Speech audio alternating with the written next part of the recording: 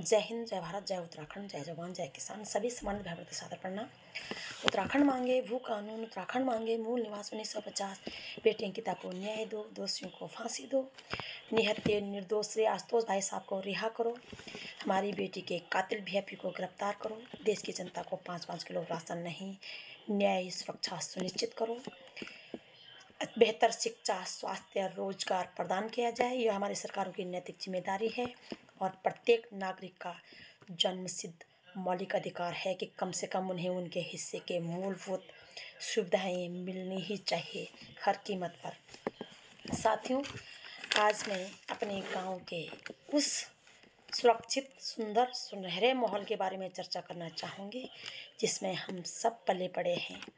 जब मैं अपने गांव की बात कर रही हूँ तो न केवल अपने गांव की बात, बल्कि अपने उत्तराखंड और अपने भारतवर्ष के समस्त ग्रामीण क्षेत्रों की बात कर रही हूँ कि किस तरह से आज भी हमारे ग्रामीण क्षेत्रों में बिना वर्दी पहने, बिना तनख्वाह लिए, बिना स्वार्थ के अपनी माँ बहन बेटियों की रक्षा की जाती है और अपने गांव के आसपास अपने गांव वासियों के हेल्प की जाती है, मदद की जाती है। किस प्रकार से एक सौहार्दपूर्ण माहौल रहता है।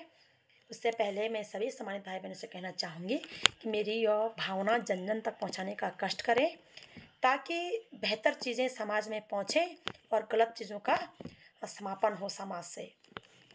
विशेषकर मेरी यह बात हर प्रदेश के वर्दीधारियों तक, पुलिस स्टेशनों तक, चौकियों तक, जो अधिकारीगण हैं उन तक और हमारे गतिधारियों तक पहुंचना चाहिए।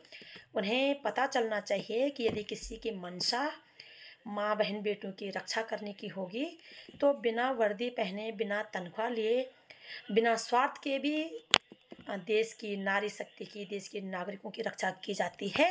और यदि मंशा ना हो तो फिर चाहे आप पदकदों पर बैठे हुए हो, चाहे आपने वर्दी पहनी हुई हो, चाहे आप अधिकारीगण हो, तो भी कुछ कोई नहीं कर सकता। यदि मंशा साफ है तो आदमी आम इंसान बनकर भी ईमानदारी से काम कर सकता है। तो मैं इसी विषय पर थोड़ा जोर देना चाहूँगी और इस विषय में मैं बाद में चर्चा करूँगी। पहले मैं यह बताना चाहूँगी कि जब तक गांव के आसपास पुलिस चौकियां नहीं थी, कोई थाने नहीं थे, तब गांव का माहौल कैसा था और अब पहुंच गई हैं पुलिस चौकियां तो अब गांव का माहौल कैसा है। इस पर मैंने थोड़ा सा कविता के रूप में अपनी भावनाएं व्यक्त की हैं, गढ़वाली में भी और हिंदी में भी, क्योंकि गढ़वाली मेरी मातृभाषा है, हिंदी मेरी राष्ट्रभाषा है। दोनों भाषाओं का मान सम्मान करना, उन्हें आगे बढ़ाना, यह हमारी नैतिक जिम्मेदारी है। तो मैं पहले अपनी कविता को प्रस्तुत करती हूँ, उसके बाद में इस विषय में मैं चर्चा करना चाहूँगी कि मुझे मेरे गांव का वह सुंदर, सुरक्षित, सुनहरा माहौल लौटा दो। मुझे मेरे गांव का वह सुंदर, सुरक्षित, सुनहरा माहौल लौटा दो जहां मेरे गांव वाले बिना वर्दी पहने, बिना तनख्वाह लिए, बिना स्वार्थ के मेरी रक्षा किया करते थे। मुझे मेरे गांव का वह सौहार्दपूर्ण माहौल वापस लौटा दो। अब मैं गढ़वाली में बोलती हूँ कि मेरे गांव में दूर दूर तक ना कोई पुलिस चौकी छे, न कोई थाना छो, न कोई थानादार बैठ छो, न कोई तहसील छे, न कोई तहसीलदार बैठ छो, न कोई डीएम छो, न कोई एसडीएम छो, न कोई सीएम छो।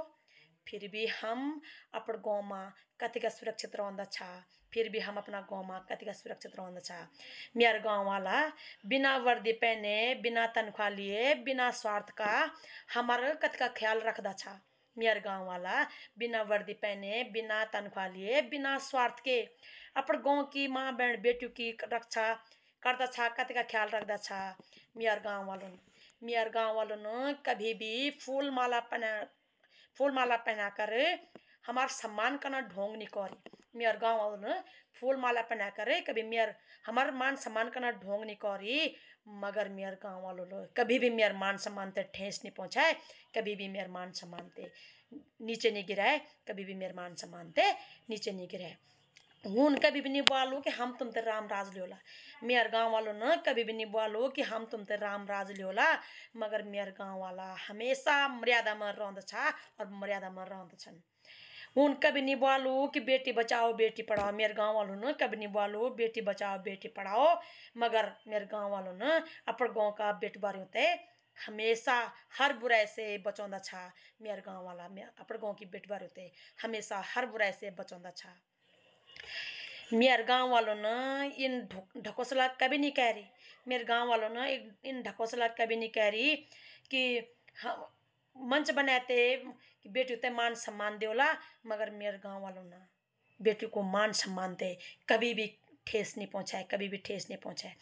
कन सुंदर वो दिन छा, कन सुंदर दिदों वो दिन छावा जब हम पूरा गांव का सभी भाई बहन मिलकर इकट्ठा स्कूल जांदा छा, इकट्ठा घर आंदा छा, इकट्ठा सभी खान को खांदा छा, इकट्ठा खेलदा छा। इन लगत छो कि सभी हम एक ही बे बाबू का बच्चा छा। कथी का वो सुंदर निष्पक्ष माहौल छो कि जे में अपड़ो पराय में भेद नहीं करदा छा। हम लड़की लड़कों ते कभी इन एहसास नहीं दिलांदा छा कि तू लड़की छे तू लड़का छे, इन एहसास कभी नहीं दिलांदा छा। बिना वर्दी, बिना तनख्वाह लिए, बिना स्वार्थ को हमारी सुरक्षा करता था। अब सुना तुम, लेकिन जब बटे न यो हमारा नेता गांव गांव पहुंचे न, लेकिन जब बटे न यो नेता हमारा गांव गांव पहुंचे न, दिदों विकास तो हमल कभी मुख नहीं देखी, दिदों विकास तो हमल कभी मुख नहीं देखी, मगर ये बोतली हर घर में खुलना छन, ये दारू की बोतली हर घर में खुलना छन। हमारे नौने नौने हाल दारू में बिगड़ना छन, वो की जिंदगी चौपट होनी छ। जब बटे न यो चौकी थाना थानेदार हमारे गांव का आसपास पहुंचे न, दिदों अपराध तो हमारे गांव में होंद नहीं छो, पर मी लगनो तब बटे अपराध बढ़ गए, मी लगनो कि तब बटे अपराध बढ़ गए, घर घर तक नशा पहुंच गए। आज सुना छन हम कि कह की बेटी भागी गए, भोल सुना छन हम कि कह की बेटी की हत्या हुए गए। आज सुना छन हम कि कह की बेटी भागी गए, कह की बेटी की हत्या हुए गए। सुरक्षा का तो पता नहीं च, लेकिन वो दिन बटे न मी लगनो कि अपराध जी जन बढ़ गए। मी इन लगनो कि जै दिन बटे हमारे गांव के आसपास ये चौकी ये थानेदार ये पुलिस वर्दी पहुंच गए न, तब बटे न सुरक्षा को तो पता नहीं, सुरक्षा को तो पता नहीं, मगर मी लगनो तब बटे अपराध जी बढ़ गए। जब बटे न गांव गांव में हमारे ये नेता घूमने लगे न, ये नेता पहुंच गए न, विकास को तो पता नहीं, विकास को तो दे दो हम मुख भी नहीं देखी, लेकिन दारू की बोतल घर घर में खुलने लगी। और जब बटे न ये पुलिस चौकी पहुंचे न, थानेदार पहुंचे न, पुलिस पहुंचे न, सुरक्षा को तो पता नहीं, पर मी लगनो जन अपराध जी बढ़ गया। हमल सोच छो कि तय थाना में जब वो पुलिस चौकी गांव आसपास पहुंचे न, तो हमल सोच छो कि तय थाना में कुछ गलत होने पर अपराधियों खिलाफ रिपोर्ट लिखोंदा और अपराधियों ते सजा होंदी। लेकिन जनी हम वे थाना में पहुंचे, जनी हम तो थाना में पहुंचे दीदो तो बेटी अपराधी बचाने खातिर में अंकिता मामले की बात करनो छो। जनी हम तन अपराधियों खातिर थाना में पहुंचे न, हम देख दीदो कि तो अपराधियों ते बचाने खातिर पीड़ित ते घुमाना छन, पीड़ितों का माँ बाप ते घुमाना छन, अपराधी ते बचाना छन, अपराधी ते बचाना खातिर पूरी जनता ते रोड पर कुचलना छन। हम तो सोच कि सियो चौकी सी थाना सी वर्दी जनता ते बचाना होंदी, तो थानों में अपराधी खिलाफ रिपोर्ट लिखोंदा और रिपोर्ट लिखाते तो अपराधी ते सजा होंदी। लेकिन हम क्या देखना चाहती दो कि अपराधी ते बचाना खातिर तो थानों में साजिश होनी च, पीड़ितों का माँ बाप ते भैर छन घुमाना और जो जनता से विरोध करनी कहते जो जेलों में छन कुचना, कहे जनता ते सड़कों पर छन कुचना, कुचना ने कुचना, सॉरी क्षमा चाहूँ इसके लिए।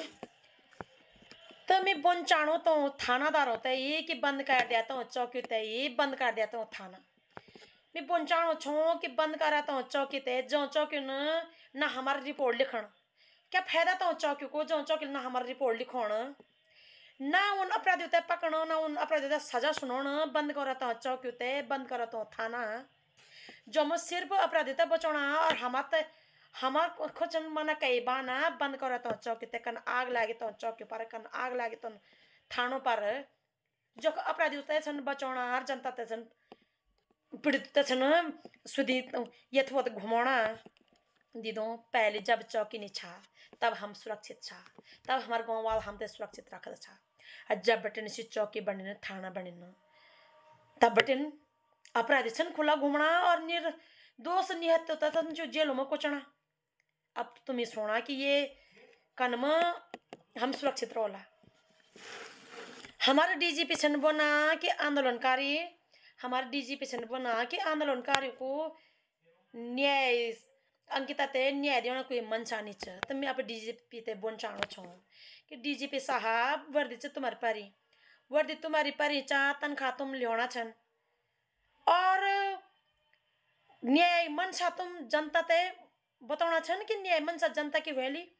वर्दी तुम्हारे परी चा तनखा तुम लियोना छन, कुर्सी में तुम बैठा छन और बात तुम इनका ना कि न्याय देना मनसा जनता नीचे, न्याय देना मनसा तो आप होना चाहिए छे, न्याय देना की मनसा तो वर्दीधारी होना चाहिए छे, तनखा लेने वालों होना चाहिए छे, कुर्सी में बैठने वालों होना चाहिए छे। पर मैं इस विषय में अब मैं हिंदी में चर्चा करती हूँ कि हमारे डीजीपी साहब कह रहे हैं कि जो आंदोलनकारी हैं, जो स्वभू आंदोलनकारी हैं या आशुतोष नेगी भाई साहब, इन लोगों की बेटी अंकिता को न्याय देने की कोई दिलचस्पी नहीं है। तो डीजीपी साहब से मैं कहना चाहूँगी कि साहब दिलचस्पी आपको दिखानी चाहिए, क्योंकि आपने वर्दी पहनी हुई है, आप तनख्वाह ले रहे हो, आप कुर्सियों में बैठे हुए हो, आपकी जिम्मेदारी है जनता को न्याय देने की, सुरक्षा देने की। जब आप लोग अपनी जिम्मेदारी नहीं निभा रहे हो तब हम मजबूर हैं सड़कों पे आने के लिए। जब वर्दीधारी तनख्वाह लेने वाले गद्दीधारी अपनी ड्यूटी नहीं निभा रहे हैं तब हम जैसे लोग मजबूर हैं सड़कों पे न्याय मांगने के लिए। आंदोलनकारी की मंशा क्या है, कैसे है, यह तो तुम्हें पता है और उस मंशा को एक किनारे रखते हैं। डीजीपी साहब हमें बताएं कि आपकी क्या मंशा है हमारी सुरक्षा करने की, हमें और हमारी बेटी अंकिता को न्याय देने की। कायदे से यह बात हमें आपको कहना चाहिए था कि आपकी मंशा हमारी बेटी को न्याय देने की नहीं है, हमें सुरक्षा देने की नहीं है। यदि होती तो आप निहत्थे निर्दोष आशुतोष भाई साहब को जेल में नहीं पहुंचाते। तो मेरे सभी सम्मानित भाई बहनों, आपको इस विषय में सोचना चाहिए कि जब तक हमारे गांव के आसपास पुलिस चौकियां नहीं थी, थाने नहीं थे, तमाम चीज़ें तहसील चीज़ें नहीं थी, तो गांव वाले सुरक्षित थे और सुरक्षित थे, अपने माँ बहन बेटियों की रक्षा करते थे और मर्यादा में रहते थे। साथियों, जब से हमारे नेता गांव-गांव तक पहुंचे, विकास का तो गांव ने मुंह भी नहीं देखा गांव वालों ने, लेकिन दारू की बोतलें गांव-गांव में पहुंच गई, नशा गांव-गांव में पहुंच गया, हमारे बच्चे बर्बाद हो गए नशे में। जब से पुलिस थाने चौकी बनी हुई है तब तक और भी ज्यादा अपराध बढ़ गया। तो मैं यह पूछना चाहती हूँ, यह थाने, यह चौकी, ये वर्दी, ये गद्दी अपराध बढ़ाने के लिए बनी हुई है या फिर अपराध घटाने के लिए?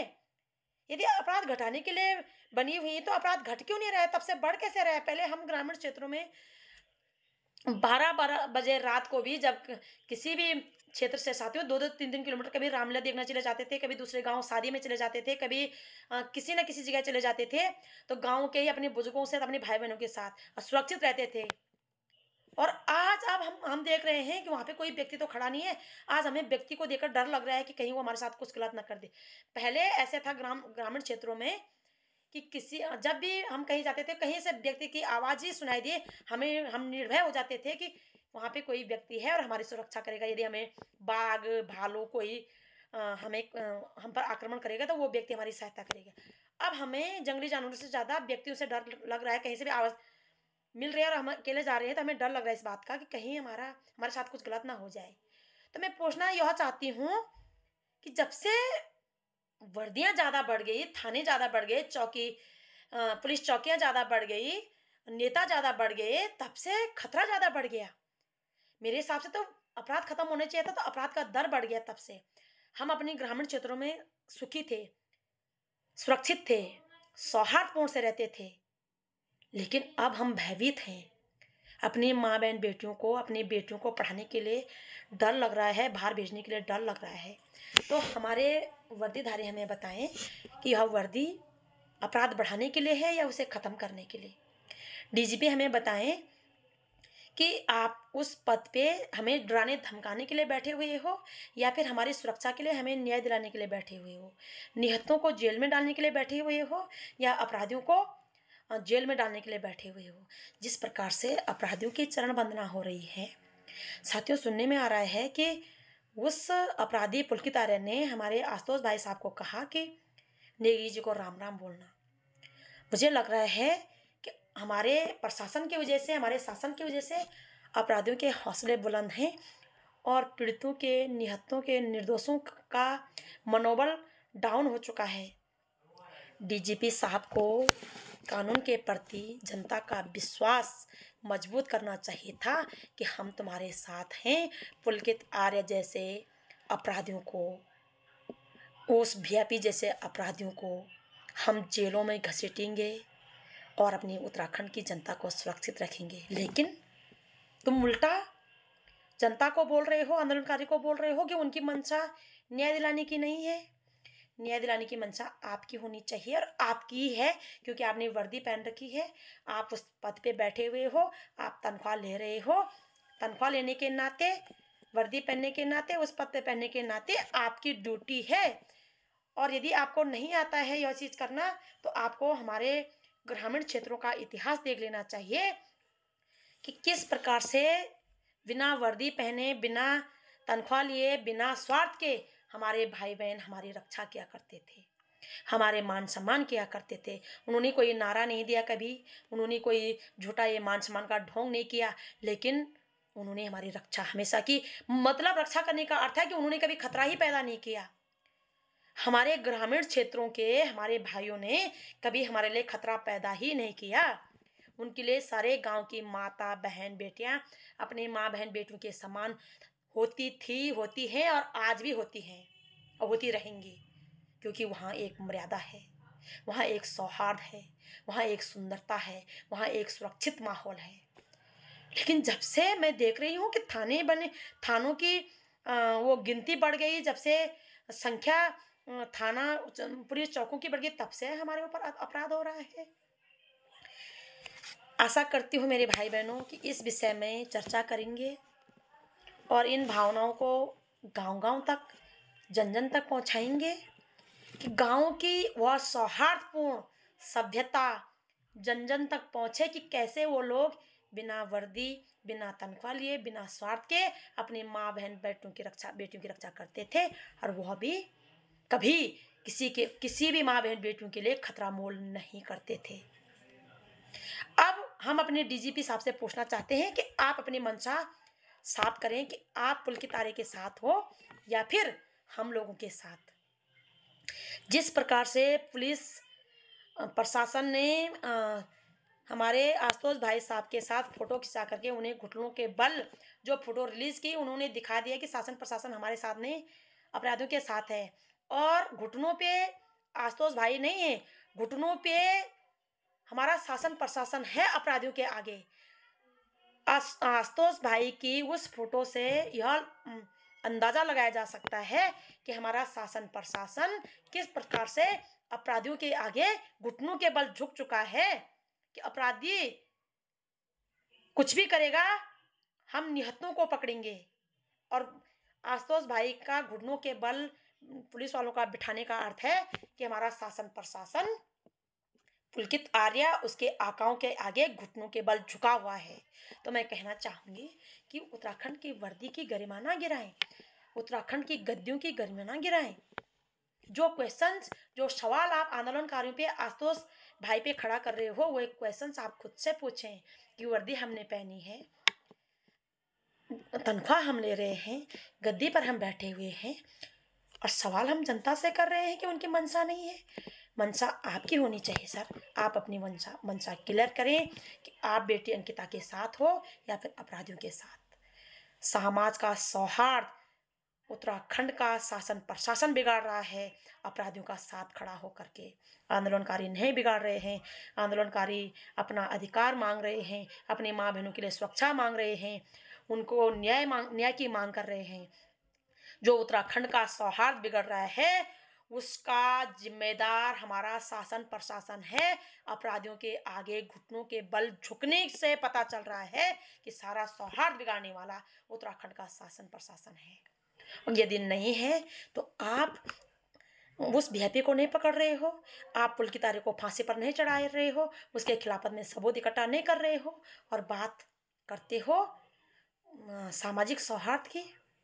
इसलिए मेरे भाई बहनों आपसे निवेदन है कि जागरूक बने। डीजीपी साहब से, वर्दीधारियों से, गद्दीधारियों से मैं कहना चाहूँगी कि प्लीज कम से कम उन पदकदों की, उन वर्दी की, उन जो क्रॉस आप लोगों ने जो तलवारें लटका रखे हैं क्रॉस अपने वर्दी पे, उसकी गरिमा रखें।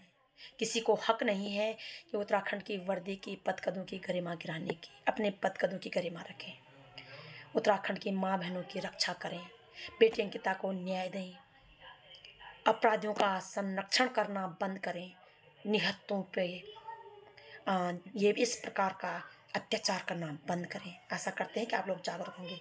जय हिंद, जय भारत, जय उत्तराखंड। सभी सम्मानित भाई बहनों को सादर प्रणाम। मैं फिर से कहना चाहूँगी, इन भावनाओं को जन जन तक पहुँचाएं ताकि जन जन में सामाजिक सौहार्द आए। एक्चुअल में हमारे समाज के प्रति, माँ बहनों के प्रति, अपने राज्य के प्रति, अपने देश के प्रति, और जो गद्दियों में बैठे हुए हैं, जिन्होंने वर्दियां पहनी हुई हैं, जो स्टार टांके हुए हैं, जो तनख्वाह ले रहे हैं, उन्हें भी अब पता चले कि इनकी गरिमा क्या है, हमारा कर्तव्य क्या है इस वर्दी के प्रति, अपनी जनता के प्रति। जागरूक बने। मेरा काम सिर्फ विरोध करना नहीं है, मेरा काम सबको चेताना है, मानव मूल्यों का सृजन करना है, नैतिकता के राह पर चलना है। और नैतिकता के राह पे यदि हमारी वर्दी भी भटके, यदि गद्दी भी भटके, यदि डीजीपी भी भटके, तो उन्हें भी हम नैतिकता के राह पे चलाने के लिए मजबूर करेंगे। अन्यथा हम चाहेंगे या तो इस्तीफा दें या फिर अपना ट्रांसफर करा लें, क्योंकि हमें एक नैतिकता, ईमानदार वाला व्यक्ति चाहिए अपने पद कदों पे। ऐसे राजनीतिक भाषणबाजी करने वाले व्यक्ति नहीं। आशा करते हैं कि आप सभी सम्मानित भाई बहन जागरूक होंगे। जय हिंद, जय भारत, जय उत्तराखंड। सभी सम्मानित भाई बहनों को सादर प्रणाम।